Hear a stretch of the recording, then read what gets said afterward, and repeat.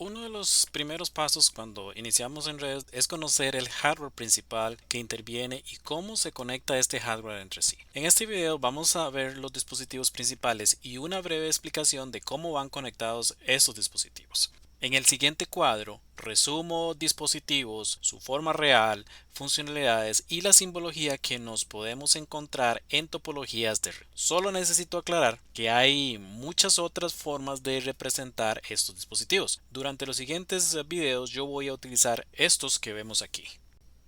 Comencemos con el host, que es un dispositivo que se conecta a la red para suministrar o pedir información. Se conecta a la red usando una NIC, que significa tarjeta de interfaz de red. El host puede ser una computadora, una impresora, pueden ser servidores, teléfonos IP y otros. Y aquí podemos ver posibles símbolos que pueden representar estos dispositivos.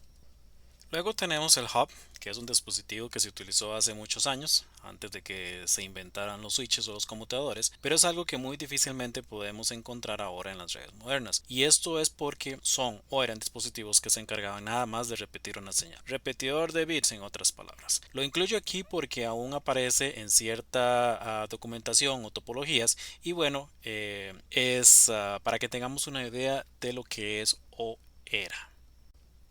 Luego tenemos el conmutador o lo que llamamos en inglés un switch y es un dispositivo que conecta equipos cuando están en el mismo dominio o rango de IPs. La función principal de un conmutador es la de habilitar la comunicación entre equipos que pertenecen a una misma LAN o a un mismo rango de IPs. Los switches no manejan solo una LAN, pueden manejar varias, pero un conmutador en su estricto rol no proporciona la comunicación entre ellas. Aquí podemos ver el símbolo que normalmente representa un switch.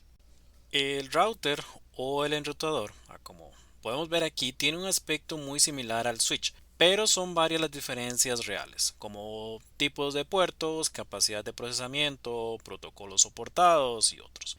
Su función principal es la de conectar redes diferentes o en otras palabras equipos que están en rangos diferentes de IP, las conecta y dirige el tráfico entre ellas. Típico caso es en nuestra casa, lo utilizamos para conectarnos a internet que se encuentra en otros rangos y aquí podemos ver el símbolo que normalmente representa un router en las topologías de red.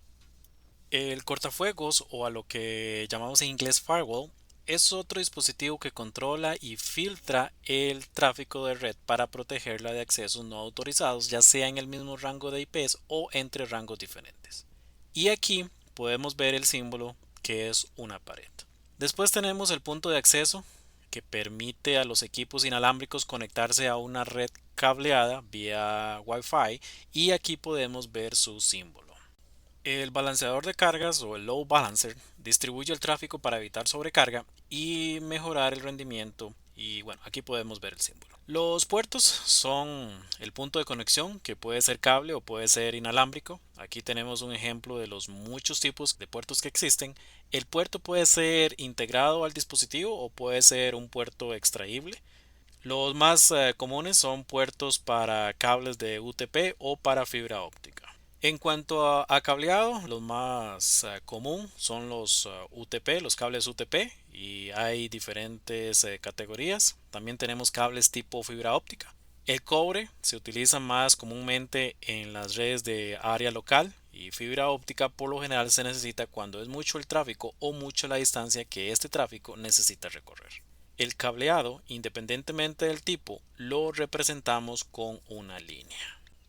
Y por último, tenemos el panel de conexiones o el patch panel, que solamente es una placa de puertos que se utiliza para organizar las conexiones en el cuarto donde convergen todos los cables que vienen de las diferentes oficinas. Estos paneles se encuentran por lo general en los cuartos de servidores. Del panel se conecta luego al switch o al dispositivo de red que necesitemos. Y aquí podemos ver el símbolo que vamos a utilizar para el caso de los patch panels.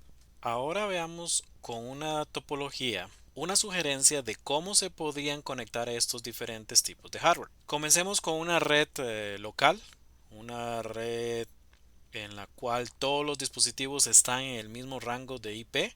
Rango de IP lo explico en otro video. Por ahora es suficiente con saber que es una dirección lógica asignada por el administrador de la red para agrupar dispositivos. Cuando es parte de un mismo rango, vamos a necesitar nada más un conmutador para permitir la comunicación entre los diferentes dispositivos que son parte de este mismo rango. Por ejemplo, aquí las computadoras, el servidor y la impresora están en una misma red y dentro de un mismo rango de IPs, que es el 192.168.0.0 barra inclinada 24. También podemos ver un punto de acceso que siempre están conectados por cable a un conmutador, y este punto de acceso es el que permite por medio del Wi-Fi a los dispositivos inalámbricos como teléfonos o computadoras que se conecten a la red local. ¿Y cuándo vamos a necesitar un router? Bueno, lo vamos a necesitar cuando tenemos otra red con dispositivos que están en un rango diferente. El trabajo del enrutador es conectar redes. Si necesitamos comunicarnos entre una computadora que está en el rango 192.168.0.0 con dispositivos que están en otro rango como el 192.168.1.0, pues vamos a necesitar enviar ese tráfico primero al enrutador, el cual va a pertenecer a los dos rangos al mismo tiempo, por lo que va a ser el punto de encuentro, y posteriormente el enrutador envía el tráfico a su destino. Y el cortafuegos o firewall, como mencioné, su labor principal es analizar el tráfico, teniendo la seguridad y permisos de acceso como prioridad. Ejemplo típico es el acceso a Internet. El Internet es una zona muy insegura. Si necesitamos acceso sin riesgos, la mejor forma es instalando un firewall entre nuestra red y el Internet. Y luego tenemos el balanceador de cargas, que se utiliza cuando tenemos los mismos recursos en diferentes dispositivos, como en este caso tenemos tres servidores y asumamos que los tres servidores eh, son servidores para los mismos datos. Por lo tanto, los tres servidores contienen exactamente la misma información.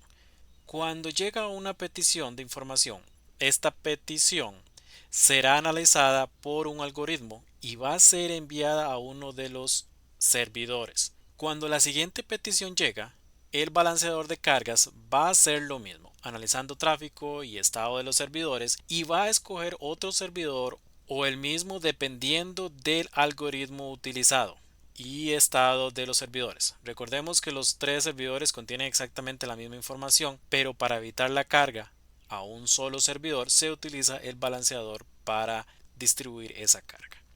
Y bueno, este sería el hardware más utilizado. En otro video explico los tipos de software y cómo se relacionan entre sí y entre el hardware de una forma sencilla. Por favor, dejen sus observaciones, dudas o preguntas en los comentarios y muchísimas gracias.